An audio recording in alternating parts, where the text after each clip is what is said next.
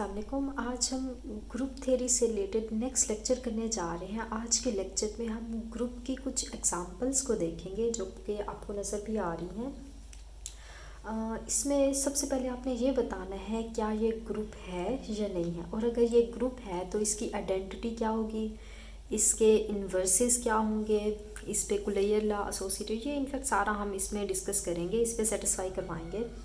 Previous lecture में हमने group की बहुत ही डिटेल में डेफिनेशन देखी थी और ग्रुप स्टेप बाय स्टेप आया कहाँ से है वो भी देखा था। इसमें जो मोनाइड ग्रुप होते हैं, मोनाइड की बात होती है, सेमी ग्रुप्स, ग्रुपाइड, वो सारा हम प्रीवियस कर चुके हैं। आज जस्ट हम एग्जांपल्स पे फोकस करेंगे। तो कुछ सिंपल एग्जांपल्स हमने प्रीवियस लेक्चर में डिस्कस कर ली थी, आज कुछ हम थोड़ी टफ एग्जांपल्स को लेके चलेंगे। तो चलिए आज का लेक्चर स्टार्ट कर लेते हैं। बिस्मिल्लाहिर्रहमानिर्रहीम। सबसे पहले फर्स्ट हमें एग्जांपल गिवन है A asterisk B is equal to A B divide 3। अब इसमें ए बी क्या है वो भी हमें बता दिया गया है कि ए बी बिलोंग कर रहा है सेट ऑफ रैशनल नंबर्स। ऊपर जो ये प्लस का सिंबल है ये बता रहा है कि हम रैशनल नंबर्स तो लेंगे, जस्ट वो पॉजिटिव रैशनल नंबर लेंगे। क्लियर होगी बात। अच्छा, अब हमने बताना है क्या ये ग्रुप होगा या नहीं होगा।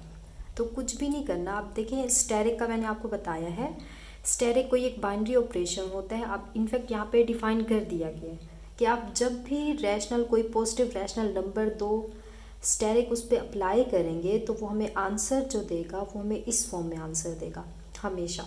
अब ये हमें इसकी जो मल्टीप्लिकेशन है, अब ये यूजुअल मल्टीप्लिकेशन नहीं है, ये मल्टीप्लिकेशन हमें डिफाइन करके देगी है। ये हमने प्रीवियस बहुत ही डिटेल में देखा था कि यूजुअल एडिशन मल्टीप्लिकेशन क्या होती है, या कोई मल्टीप्लिकेशन आपको डिफाइन करके दी जाए तो वो क्या होती है। अच्छा, तो सबसे पहले हम क्या करेंगे, इस पे कुलियर लॉ को सेटिस्फाई करेंगे। अब कुलियर लॉ में क्या कहता है कि आप उसी नंबर उसी सेट में से, आप सेट क्या गिवन है, set of rational numbers, positive rational numbers, कोई भी दो पॉजिटिव रैशनल नंबर्स अगर मैं लूँ उस पर ये वाला ऑपरेशन अगर मैं अप्लाई करूँ जो हमें गिवन है ए बी डिवाइड 3, तो देखिए हमें जो आंसर मिलेगा वो भी सेम एक पॉजिटिव रैशनल नंबर ही मिलेगा। कैसे कि फॉर एग्जांपल यहाँ पे मैं एक रैशनल नंबर जो पॉजिटिव रैशनल नंबर है मैं 5 लेट कर लूँ और दूसरा पॉजिटिव रैशनल नंबर 1/3 लेट कर लूँ, तो क्या होगा इस पे जब मैं ऑपरेट करवाऊँगी तो स्टेरिक यहाँ अप्लाई कर दें तो वो क्या कह रहा है कि आंसर हमने किस फॉर्म में राइट करना है।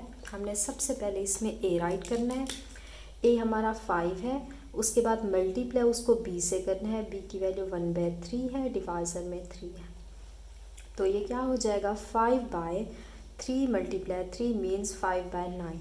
तो देखिए अगेन मुझे आंसर भी एक रैशनल नंबर, एक पॉजिटिव रैशनल नंबर, अब ये नंबर बिलोंग कर रहा है क्यू प्लस में, एक पॉजिटिव रैशनल नंबर हमारे पास मिल गया।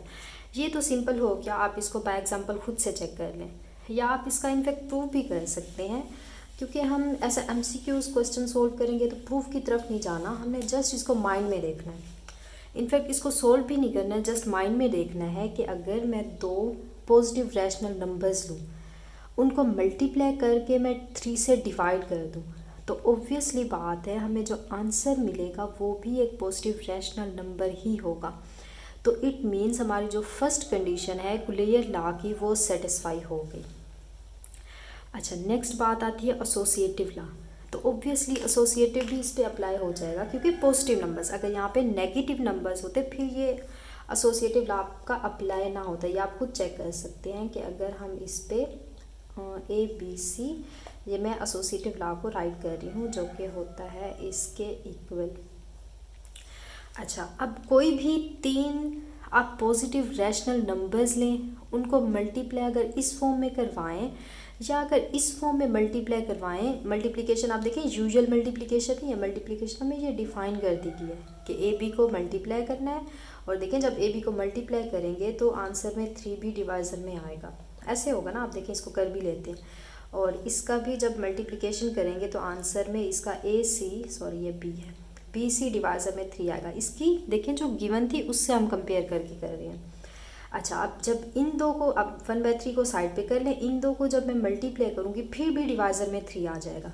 जब इन दोनों को मल्टीप्लाई फिर डिवाइजर में 3 तो डिवाइजर में 9 आ जाएगा, ये सेम हो जाएगा। तो इट मीन्स हमारा यहाँ से एसोसिएटिव लॉ भी जो है वो अप्लाई हो रहा है, वो सेटिस्फाइज पे हो रहा है। अगेन वही बात, आप इसको खुद प्रूव नहीं करेंगे, ना ही कुछ नंबर लेट करके चेक करेंगे, जस्ट आप माइंड में इसको सोचें कि क्या ऐसे हो सकता है, क्योंकि एज एमसीक्यू उस टाइम हमारे पास बहुत ही शॉर्ट होता है। अच्छा, तो इसकी दूसरी कंडीशन भी हमने देख ली कि जो एसोसिएटिव लॉ है वो हमारा इस पर सेटिस्फाई हो रहा है। अच्छा, देन हम देखते हैं क्या इसमें आइडेंटिटी एलिमेंट है, और अगर वो है तो वो कौन सा है। जो आएगा उसका आंसर आइडेंटिटी। इनफैक्ट अब हमें यहाँ पे फाइंड करनी पड़ेगी। आइडेंटिटी जो फाइंड करेंगे वो देखेंगे अगर वो set of positive rational number में बिलोंग कर रहा है तो इट मीन हमारी आइडेंटिटी जो है वो एग्जिस्ट कर रही है। अब देखिए, आइडेंटिटी के लिए हमने क्या बात की थी कि आइडेंटिटी एक ऐसा एलिमेंट होता है कि अगर मैं किसी भी नंबर पे उसको अप्लाई करूं अंडर गिवन ऑपरेशन तो अगेन मुझे आंसर वही ए ही दे। तो मैं लेट कर लेती हूँ मेरी आइडेंटिटी ई है। अच्छा, अब गिवन ऑपरेशन इस पे आप अप्लाई करें कि गिवन हमें स्टेटमेंट क्या कहते हैं, दो नंबर्स पे जब हम ये स्टैटिक अप्लाई करते हैं हमें आंसर ये देता है। तो ए बी था यहाँ पे, अब जस्ट यहाँ पे हमारे पास ए ई है, तो आप ए ई लिख लें, डिवाइजर में 3 जो है वो एज इट इज़। अब जो डिफाइन करके दी गई है जस्ट मैंने उसको अप्लाई किया यहाँ पे, क्लियर हो गया। अच्छा, अब यहाँ से ए से कट हो गया और यहाँ 1 बच गया, और अगर मैं यहाँ से ई फाइंड करूँ 3 डिवाइजर में मल्टीप्लाई हो जाएगा तो ई इज़ इक्वल टू 3। तो देखिए हमारी आइडेंटिटी बड़ा, इसीलिए हमने यहाँ से आइडेंटिटी को निकाल लिया। अब इनफैक्ट पेपर में ऐसे भी पूछा जा सकता है, कुछ इस टाइप में आपको ये क्वेश्चन गिवन हो, आपसे पूछा जाए इसकी आइडेंटिटी क्या होगी, तो जस्ट कुछ भी नहीं करना, आपने इस मेथड से आइडेंटिटी को फाइंड आउट कर लेना। अब देखिए जो हमारा 3 आया है ये हमें पता है ये बिलोंग कर रहा है set of positive rational number में से, तो इट मीन्स हमारी थर्ड कंडीशन भी सेटिस्फाई होगी कि इसमें आइडेंटिटी जो है वो भी इस सेट के अंदर बिलोंग कर रही है। अच्छा, ये होगी आइडेंटिटी। अब हमारी लास्ट वन फोर्थ जो है वो इस पे हम देखते हैं कि फोर्थ कंडीशन क्या थी हमारी। फोर्थ में ये था कि इन्वर्सेस एग्जिस्ट करें। अब इन्वर्सेस के लिए मैंने आपसे कहा था आपको आइडेंटिटी का बताओ, आइडेंटिटी अभी हमने देखा हमारी क्या आई थी, 3 आई थी।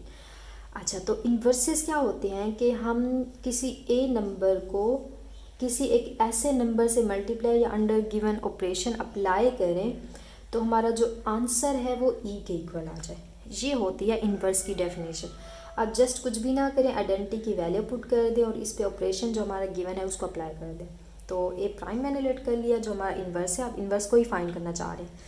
अच्छा, तो आप ऑपरेशन अप्लाई करें, 2 नंबर्स है, मिड में स्टैटिक है, तो हमें डिफाइन इसमें गिवन है, जो कंडीशन है उसके क्या कहता है कि दोनों नंबर्स को आप मल्टीप्लाई करो और डिवाइजर में 3 लगा दो।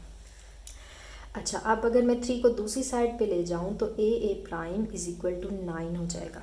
अब देखिए यहाँ पे मैंने ए का इन्वर्स फाइंड करना है, तो ए प्राइम मीन्स के फाइंड करना है, तो ए प्राइम फाइंड करना है, ए को दूसरी साइड पे डिवाइड कर दें तो 9/a आ जाएगा। अब सेम अगर मैं इन्वर्स ए को लेट करूं तो हम यहाँ से ए प्राइम ए को फाइंड करेंगे जो क्या आएगा 9/a प्राइम आ जाएगा। तो इट मीन्स ए प्राइम का जो इन्वर्स है वो ये है और जो ए का इन्वर्स है वो ये है। अब ज़रा गौर से देखें कि जो ए है हमारा और जो ए प्राइम है, दोनों हमने एक ऐसे 2 नंबर्स लेट किए हैं जो कि हमारे बिलोंग कर रहे हैं set of positive rational numbers में से। तो जब भी मैं 9 को किसी पॉजिटिव रैशनल, थोड़ा माइंड में सोचना है इसको, क्लियर है कि मैं अगर 9 को, यहाँ पे भी सेम 9 को किसी ऐसे पॉजिटिव रैशनल नंबर से मैं डिवाइड करूँ जो कि इस सेट में बिलोंग कर रहा है, तो उसका जो आंसर आएगा क्या वो आंसर भी इसी सेट में बिलोंग करेगा? यस, ऑब्वियसली करेगा। आप इस सेट के अंदर कोई भी रैशनल नंबर, छोटे से छोटा या बड़े से बड़ा, पॉजिटिव, जस्ट वो पॉजिटिव होना चाहिए, इसमें बिलोंग करना चाहिए। तो उससे हम डिवाइड करें तो हमें पता है उसका आंसर भी 9 से डिवाइड करने से कोई फ़र्क नहीं पड़ेगा। इनफैक्ट नंबर चेंज हो जाएगा बट वो रैशनल नंबर ही रहेगा और वो पॉजिटिव ही रहेगा।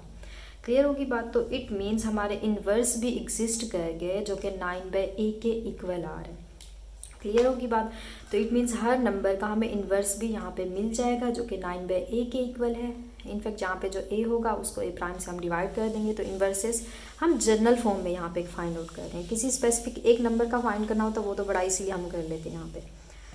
तो इसका मतलब क्या हुआ कि हमारी जो चारों कंडीशंस हैं वो सेटिस्फाई करेगी। 4 वाली कौन सी थी? इन्वर्सेस की। तो हमारी यहाँ पे 4 कंडीशन सेटिस्फाई होगी। तो इट मीन्स ये जो हमें गिवन था, ये अंडर दिस ऑपरेशन हमारा ये एक क्या बन गया है, ग्रुप बन गया है। क्लियर होगी बात। या सिंपल आपसे ये ग्रुप पूछा जा सकता है, आप सारी कंडीशंस को देखेंगे, या आपसे आइडेंटिटी एलिमेंट पूछा जाए तो डायरेक्ट आप आइडेंटिटी को फाइंड कर लेना है। बट अगर आपसे इन्वर्स पूछे जाते हैं तो पहले आप आइडेंटिटी फाइंड करेंगे, आइडेंटिटी को पुट करके फिर आप इन्वर्स की तरफ आएंगे। क्लियर हो गया। एग्जाम्पल को देख लेते हैं। सेकेंड एग्जाम्पल में देखिए हमें गिवन है सेट ऑफ वेक्टर्स।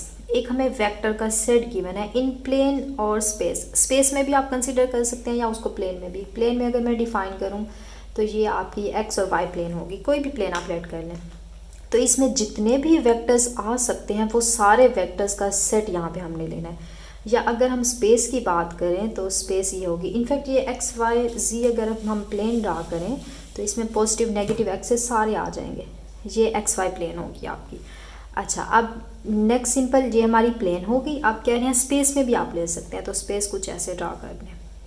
स्पेस में क्या होगा कि आपका थर्ड कोऑर्डिनेट भी आ जाएगा, मीन थर्ड एक्सिस भी आ जाएगा, एक्स एक्सिस, वाई एक्सिस और जी एक्सिस। इसमें 3D की बात हो रही है और इसमें हमारी 2D की बात हो रही है। 2D में मीन्स आई और जे की टर्म्स में वेक्टर्स होंगे और इसमें 3D में क्या होगा, आई जे और के तीनों टर्म्स में वेक्टर्स हमारे लिखे होंगे। अब हमसे पूछा क्या गया है, हमसे ये पूछा गया है कि हमने बताना है कि अगर मैं वेक्टर एक पूरा वेक्टर्स का सेट लेती हूँ, अगर मैं स्पेस में ले लूँ या प्लेन में ले लूँ, तो अंडर एडिशन क्या वो ग्रुप होगा। सबसे पहली बात ये बतानी है। सेकंड हमने बताना है, देखिए यहाँ डॉट लगा हुआ है और सॉरी यहाँ पे मिस्टेक है, ये आपका क्रॉस है। तो ये हमने बताना है कि अंडर डॉट अंडर क्रॉस दोनों ये मल्टीप्लिकेशन है। जस्ट वेक्टर्स में आपको पता है 2 तरह की मल्टीप्लिकेशन होती है, एक scalar multiplication mean dot product और एक वेक्टर मल्टीप्लिकेशन होते हैं मीन्स क्रॉस प्रोडक्ट। दोनों में डिफरेंस होता है। तो हमने बताना है कि क्या स्केलर मल्टीप्लिकेशन वेक्टर की लो वो एक ग्रुप बनाएगा, और अगर मैं वेक्टर्स की क्रॉस मल्टीप्लिकेशन लेती हूँ या वेक्टर मल्टीप्लिकेशन से करती हूँ, क्या वो सेट जो होगा वो एक ग्रुप बनाएगा। ये हमने बताना है बेसिकली। अच्छा, तो सबसे पहले हम फर्स्ट को देख लेते हैं। अब सारा हम अज्यूम करेंगे, अब इसको करने की ज़रूरत नहीं है, आप पेपर्स में भी ऐसे ही करेंगे। अच्छा, सबसे पहले देखें कि हमारा क्लियर लाता है। अब 2 वेक्टर्स हैं, कोई प्लेन में है या उसको स्पेस में, दोनों में से आप कोई भी लेट कर लें, दोनों का आंसर सेम ही आएगा। 2 वेक्टर्स हैं, अगर मैं उनको ऐड करूँ तो वो भी तो एक वेक्टर ही होगा, उसी सेट में ही बिलोंग करेगा। ऐसे होगा ना, अगर कोई 2D के वेक्टर्स ले रही हूँ मैं, उनको ऐड कर रही हूँ, तो उसका जो आंसर आएगा वो 2D में ही आएगा। ऐसा तो नहीं होगा वो 3D में चला जाएगा, ऐसे होगा ना। तो इट मीन्स 2 वेक्टर्स को जब मैंने सम किया तो वो उसी 2D में ही बिलोंग कर रहे हैं। सेम अगर 2 ऐसे वेक्टर्स लूँ जो कि हमारे स्पेस में लाई कर रहे हैं और वो 3D में मीन्स हैं, तो उसका जो आंसर आएगा एडिशन करने के बाद वो भी 3D में ही होगा। तो इट मीन्स हमारी फर्स्ट कंडीशन जो है वो सेटिस्फाई होगी। अच्छा, अब सेकंड सेम उसमें जो आपका है वो एसोसिएटिव लॉ। अब ऑब्वियसली बात है, अगर आप 2 वेक्टर्स हैं उसका आप ऐसे सम कर लें और उसके अंदर एक तीसरा वेक्टर भी ऐड कर लें, और अगर आप इसको सम ऐसे नहीं करते, अगर आप ऐसे कर लेते हैं कि पहले आप बी और सी को ऐड कर लेते हैं। अब देखिए आपने फोकस करना है, एडिशन की बात हो रही है, हम देखेंगे ये मल्टीप्लिकेशन में ऐसा नहीं होगा। तो ऑब्वियसली बात है, अगर 2 वेक्टर्स को पहले ए बी को सम करूँ फिर उसमें तीसरे को ऐड करूँ, या पहले बी सी को ऐड कर ले फिर बाद में तीसरे को मैं ऐड करूँ, तो आंसर दोनों का सेम ही आएगा। तो इट मीन्स इसका जो एसोसिएटिव लॉ है वो भी हमारा फॉलो हो रहा है, वो भी सेटिस्फाई हो रहा है। 2 कंडीशन क्लियर होगी। अच्छा, अब बात आती है आइडेंटिटी एलिमेंट की। अब आइडेंटिटी एलिमेंट क्या होता है कि मैं एक वेक्टर है, क्लियर है, उस वेक्टर में ऐसा कौन सा वेक्टर में ऐड, अब एडिशन की बात है तो ऐड करूं कि मेरा अगेन वही वेक्टर बन जाए, तो ऑब्वियसली वो 0 वेक्टर होगा, नल वेक्टर होगा। तो आप 2D की बात करें या 3D की बात करें, उसमें जो ओरिजिन पे लाई करता है आपको पता है वो उसका 0 या नल वेक्टर होता है। तो इसमें नल वेक्टर भी पूरी स्पेस या प्लेन के अंदर ऑब्वियसली नल वेक्टर भी बिलोंग करेगा। तो इट मीन्स ये इसकी थर्ड कंडीशन भी सेटिस्फाई हो गई। अब सेम जब इसकी आइडेंटिटी हमें मिल गई तो अब इसका इन्वर्स बड़ी इजीली हम कर सकते हैं कि एक वेक्टर ए है और इसमें मैं एक ऐसा वेक्टर ऐड करूं कि उसका आंसर 0 आ जाए, 0 वेक्टर आ जाए। यहाँ पे होता है ना कि वेक्टर है, तो हमें पता है उसका नेगेटिव वेक्टर, तो ऑब्वियसली अगर ए वेक्टर किसी प्लेन में लाई कर रहा है तो उसके रेसिप्रोकल उसका नेगेटिव वेक्टर भी उसी प्लेन के अंदर लाई कर रहा होगा, चाहे वो 2D की बात हो या 3D की बात हो। तो इट मीन्स अंडर एडिशन ये इसके इन्वर्स भी एग्जिस्ट कर रहे हैं। तो इसका मतलब क्या हुआ, हमारा जो वेक्टर का सेट है, चाहे हम 2D में बात करें या 3D में बात करें, वो एक ग्रुप बनाते हैं। अच्छा, अब हम देख लेते हैं स्केलर प्रोडक्ट। अब देखें इसमें हमें डॉट गिवन है। अब थोड़ा बहुत आपको आइडिया होना चाहिए कि स्केलर प्रोडक्ट क्या होता है। हमने ये वेक्टर एनालिसिस में बहुत ही डिटेल में देखा हुआ है, तो काइंडली अगर आपने नहीं किया तो लाजमी पहले वेक्टर्स को देख लें। तो वेक्टर में हमने स्केलर प्रोडक्ट में एक बात कि दो वेक्टर्स हैं, अगर मैं उसका डॉट प्रोडक्ट लेती हूँ तो हमेशा उसका जो आंसर आता है एक स्केलर क्वांटिटी आती है, वो वेक्टर नहीं आता। तो यहाँ पे तो फर्स्ट कंडीशन ही हमारी फेल होगी कि जब मैं दो वेक्टर्स को डॉट प्रोडक्ट लेती हूँ, मल्टीप्लाई करती हूँ, उसका जो आंसर आता है वो एक स्केलर नंबर आता है। तो यहाँ पे हमारा वेक्टर के अंदर बिलोंग नहीं कर रहा, तो इट मीन्स ये कंडीशन को सेटिस्फाई नहीं करेगा, फर्स्ट वाली कंडीशन को। तो आगे आपको चेक करने की ज़रूरत ही नहीं है। ग्रुप के लिए हमें चारों कंडीशन सेटिस्फाई होनी चाहिए। तो यहाँ पे फर्स्ट ही फेल होगी, तो आप बगैर बाकी चेक किए आप कह सकते हैं ये हमारा ग्रुप नहीं बन सकता। अच्छा, अब सेकंड लास्ट वन थर्ड में देखें, इसमें हमें वेक्टर प्रोडक्ट गिवन है, ये आपका कॉमन है कि वी हमारा वेक्टर है। अब उस पर हमने cross multiplication mean vector product हमने लेना है। अब वेक्टर प्रोडक्ट का आपको पता है कि अगर मैं दो वेक्टर्स को मल्टीप्लाई ऐसे करती हूँ कि क्रॉस प्रोडक्ट लेती हूँ, तो हमें पता है कि रिटर्न में हमें एक वेक्टर ही मिलेगा। तो इट मीन्स हम दो वेक्टर्स को अगर क्रॉस मल्टीपल करें तो वो वेक्टर ही मिलेगा। अगर 2D के ये दो वेक्टर्स हैं तो आंसर भी 2D में आएगा, अगर 3D के वेक्टर्स हैं तो आंसर भी 3D में। इट मीन्स फर्स्ट कंडीशन तो इसमें सेटिस्फाई होगी।